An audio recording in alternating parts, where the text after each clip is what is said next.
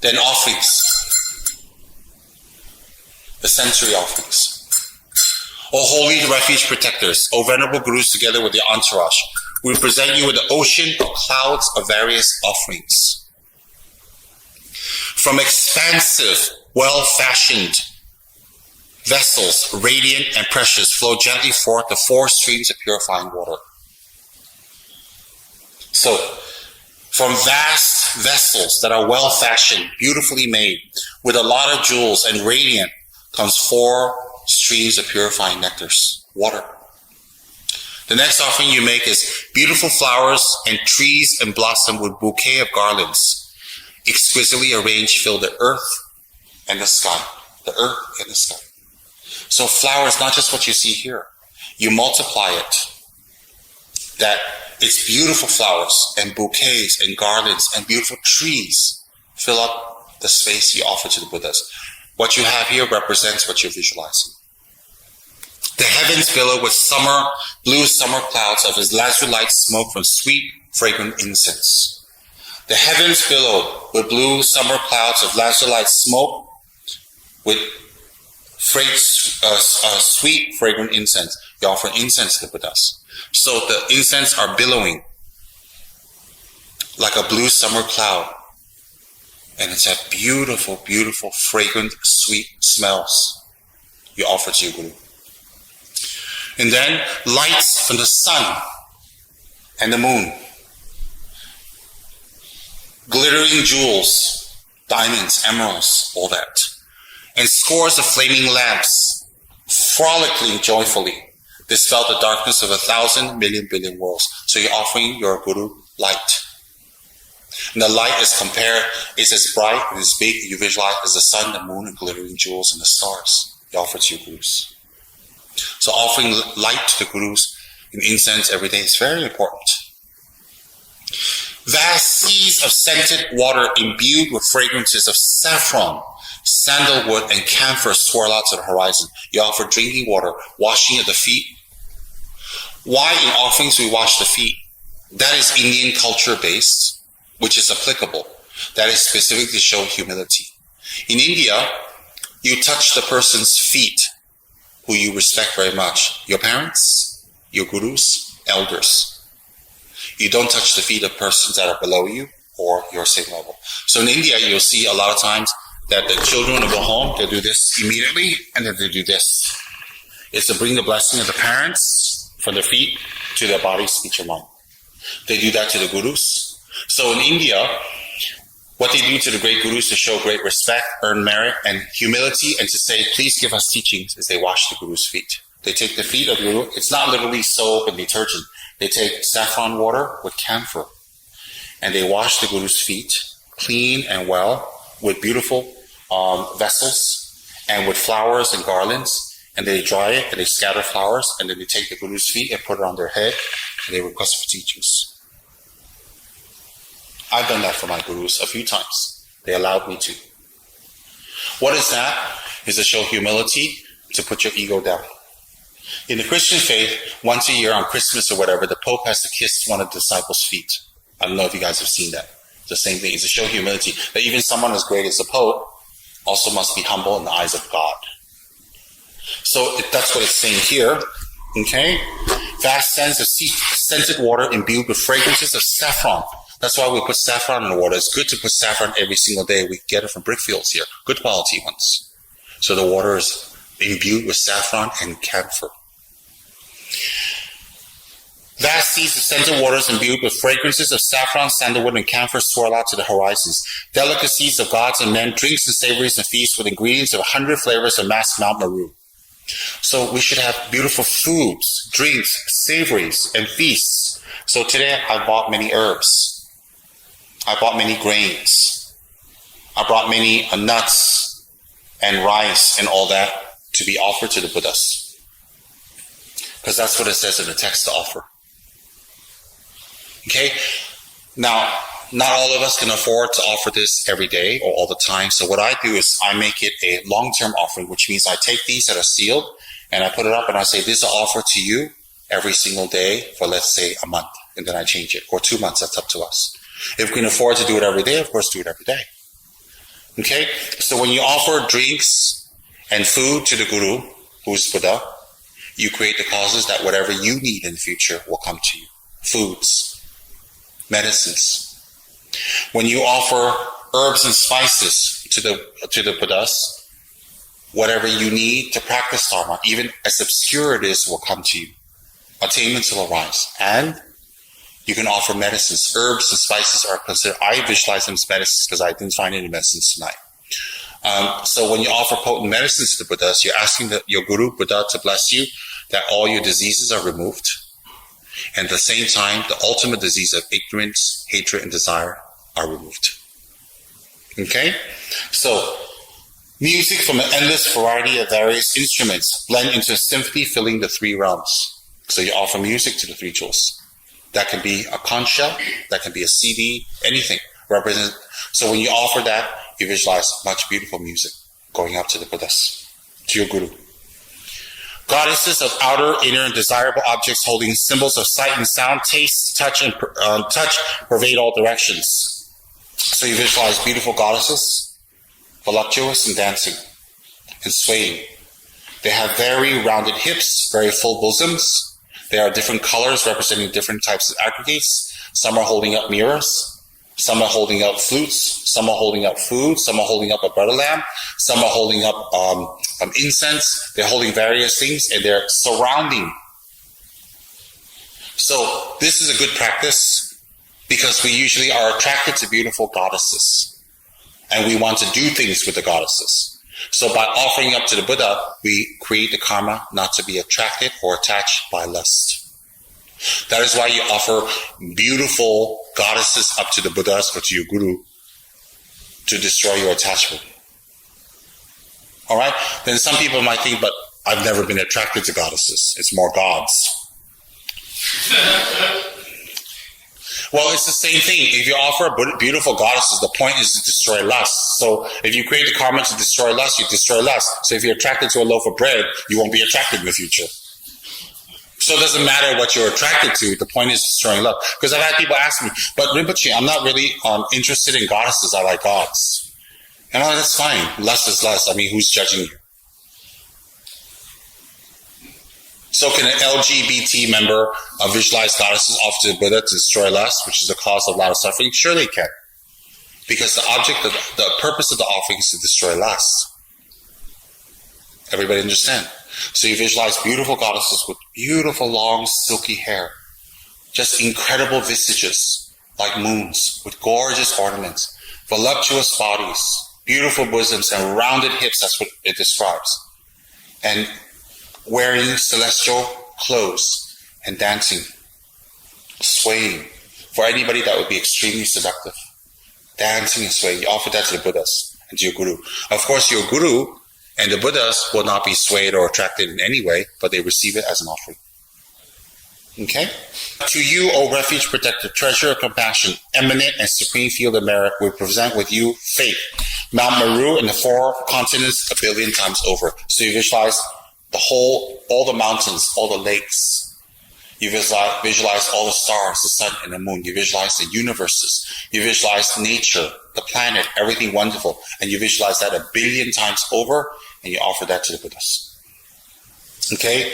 The 7 royal emblems, the precious minor symbols and more, perfectly delightful environments and those dwelling within, and the garland treasure of all wishes of wealth and gods and men. So you offer the 7 royal emblems and the minor symbols and more. So that can be the 7 royal emblems and the 8 auspicious signs. When Buddha Shakyamuni gave his teaching, those signs appeared in the sky. They appeared because the gods created those signs. So therefore, in remembrance of Buddha Shakyamuni's first turning of the wheel, we have the 7 royal emblems and the 8 auspicious signs on our offerings as offerings to the Buddhas. Because why? The worldly gods manifested the 8 auspicious signs into physical form and the 7 royal emblems and offer them in the sky as an offering to Buddha for turning the first wheel of Dharma. So it represents that.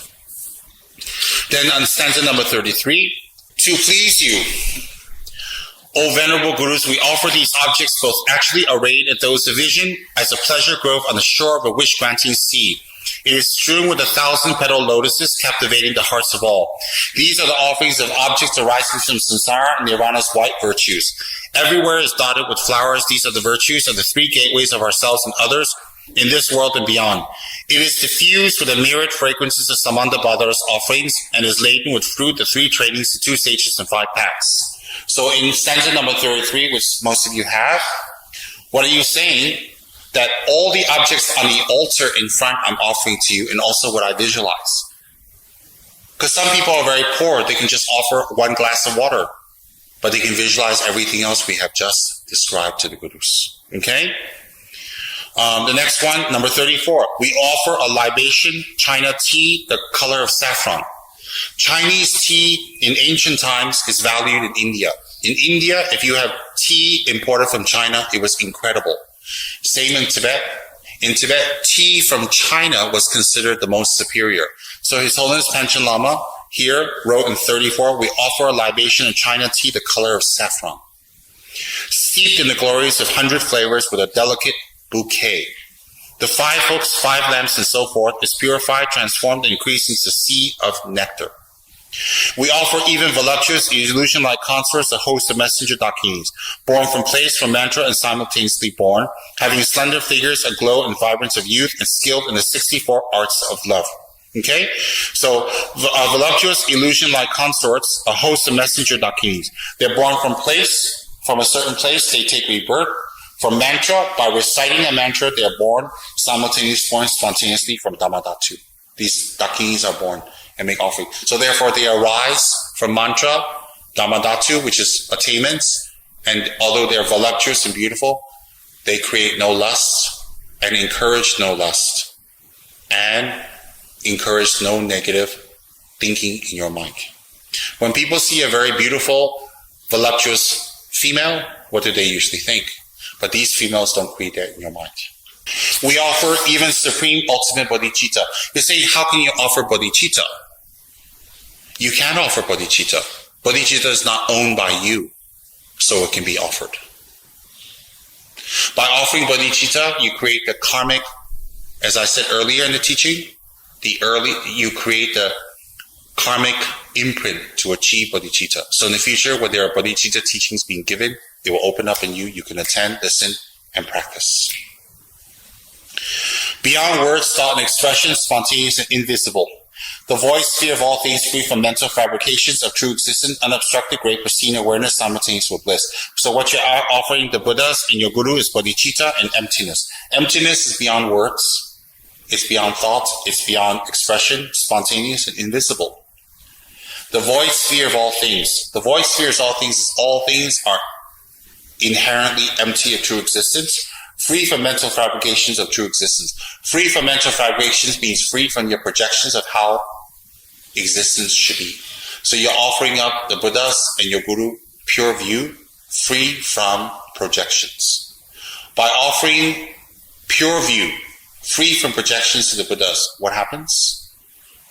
In the future, whatever you see, you will see the truth and not some convoluted version of what you think it is.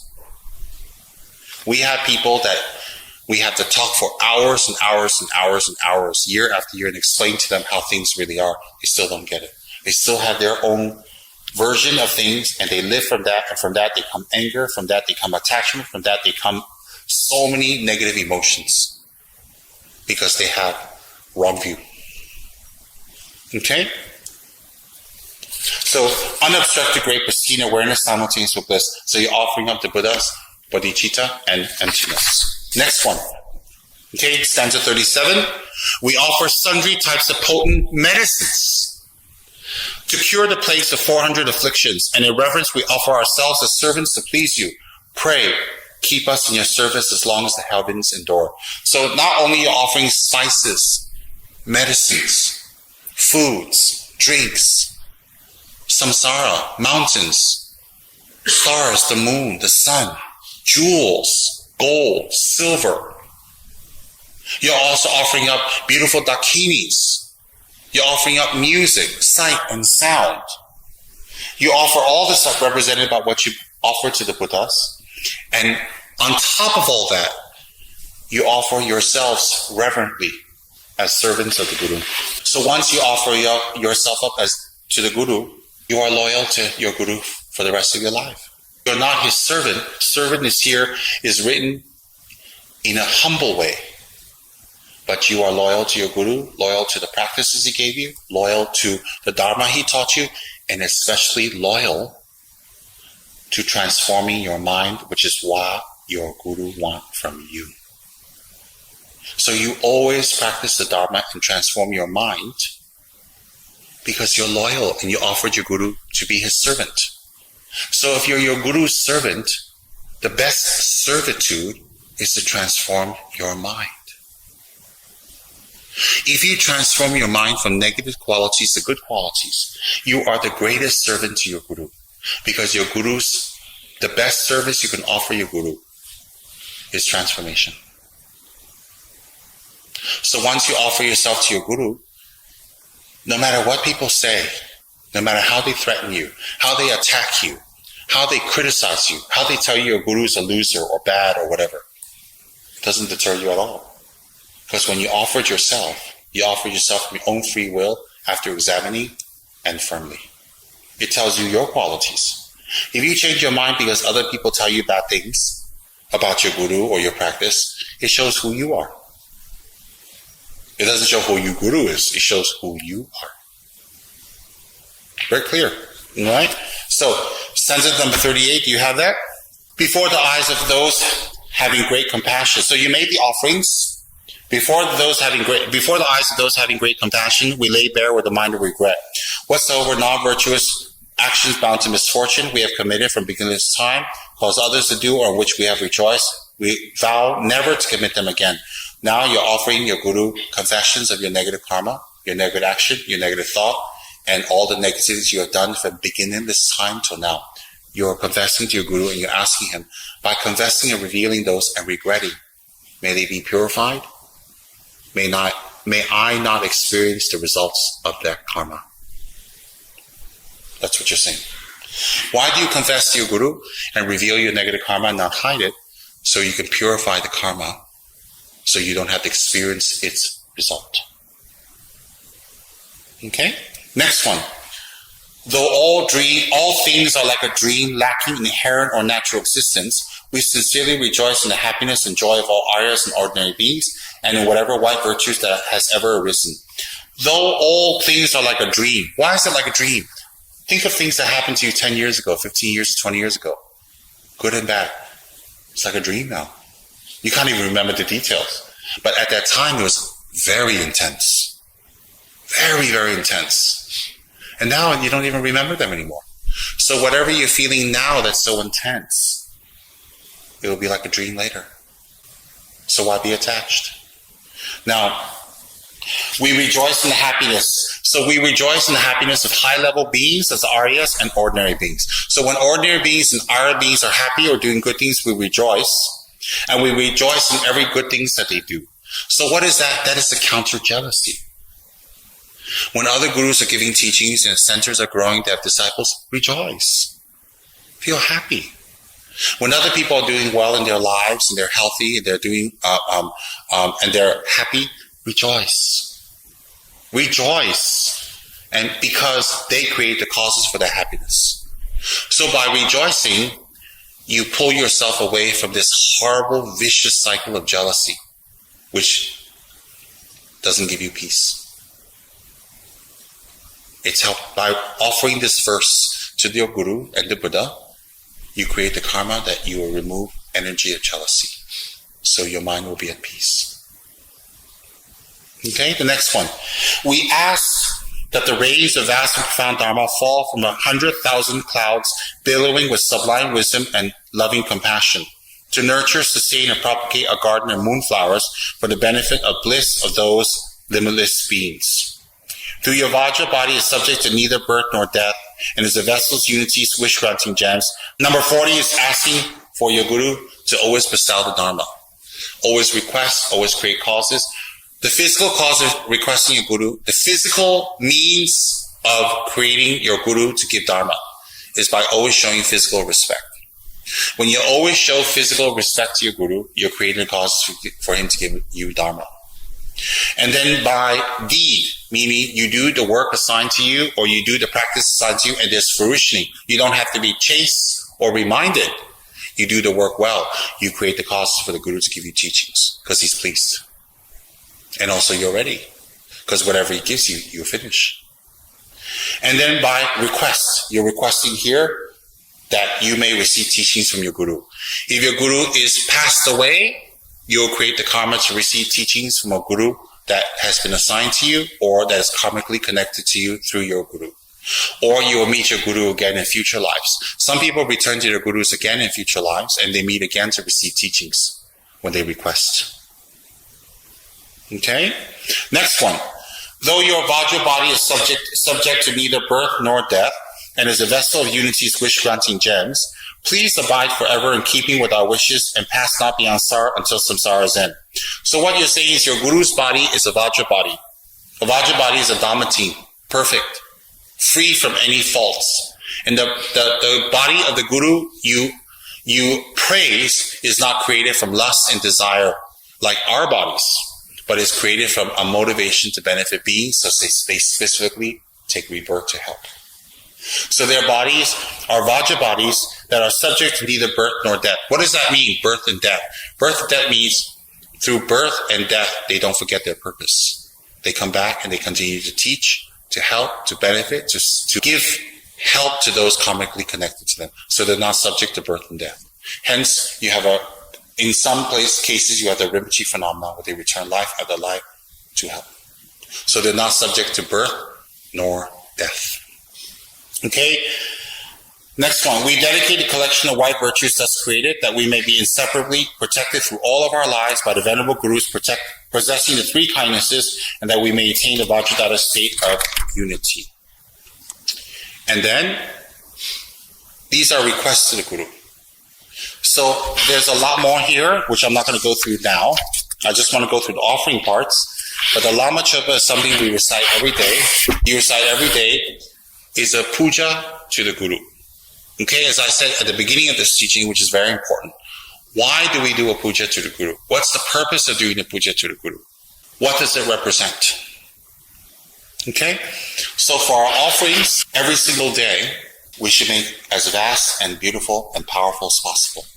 For those who have sponsored us, for those who have given us knowledge, for those who have given us medicine, given us help, have been kind to us, for those who have helped us in any way in previous lives and this lives, who may not be in a position to help themselves, then we make offerings, as it says in Lama Chopa by Panchen Lama, these offerings to the Guru, Buddha, so that we can dedicate the merits to them. Why do we want to dedicate the merits to them? When we dedicate the merits to them, a part of the merits to go to them that they can experience what you can experience, Dharma teachings, knowledge, and transformation. And when they experience transformation, what happens? They start leaving their sufferings. The only way to leave sufferings and problems is transformation. Okay? So, the basis of the offerings I make is from several texts, but I'm just sharing one with you tonight. His Holiness the Panchen Lama's text to the practice, the puja, the worship, the meditation, and the solicitations to one's root Guru.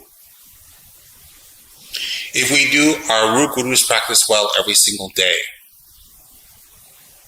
and we do the mantra and we trust our Guru well, we can gain great attainments. It's according to Vajradhara, great attainments. Definitely we can.